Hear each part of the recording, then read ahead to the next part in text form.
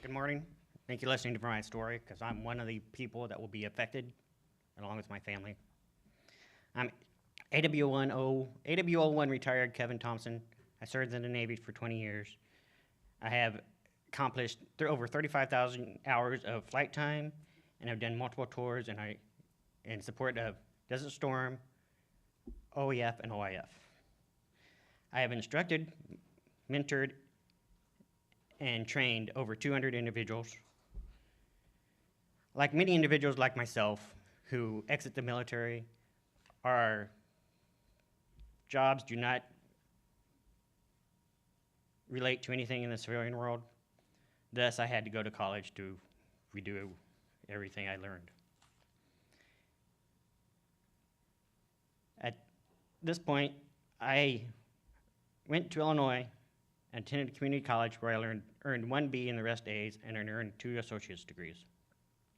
My family and I moved to Phoenix, Arizona, where I attended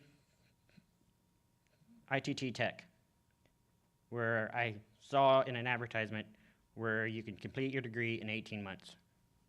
One of the falsenesses.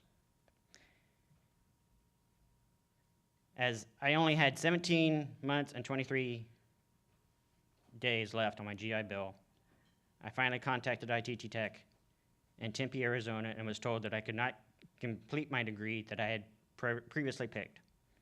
They picked project management for me at this point, which allowed me to complete the degree in the amount of time that I had. They also said that they would be able to provide jobs for me during the class and after the class. Both were false. I gave them my resume and never was heard from again. IT Tech also stated that the GI Bill would cover all the fees associated with attending the classes, and then nothing else would be needed. I had applied for the Pell Grant before moving to Arizona and was approved. Neither I nor any of my fellow classmates have ever received funds from the Pell Grant, and as I had in every other school that I had attended.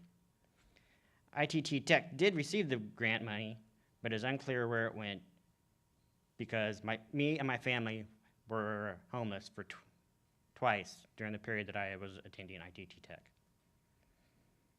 The instructors at IT Tech were like most. Some were good, some were bad. It was all about reading a paragraph and writing a 6-page paper on it. If this is what our education comes to, I would greatly worry. They did this in order to meet the requirements by the accrediting association. The instructors did bring to class the actual experiences from what their job was associated with and the subject being taught.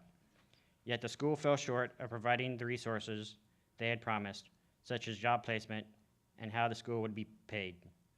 Of course, the ability to obtain the degree in the allotted time, as they closed September 6, 2016. I heard that this was closing while on a job on the radio station. We were not even given the ability to plan ahead, which would have been nice.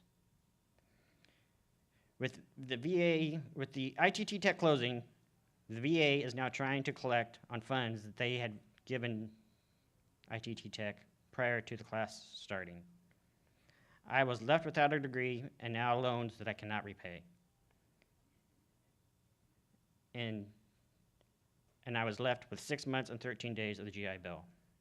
After contacting many colleges, I was unable to find one that would accept any of the credits and allow me to finish my degree in the allotted time. Finally, I found a university that would accept some of the credits that was provided by ITT Tech, but could not say if I would be able to complete my degree on time.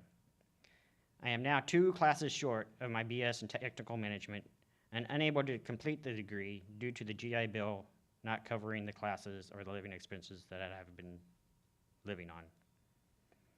I request that you do anything that you can to stop schools like ITT Tech from taking individuals' funds, lives, and dreams, make schools more open about what types of jobs their graduates are able to be employed in, be in the area of study or general, and lastly, hold schools accountable for the false promises and enable individuals like me, myself, and my wife to recover the funds that we give these individuals. Time. Thank you for your attention. Yael Shavit.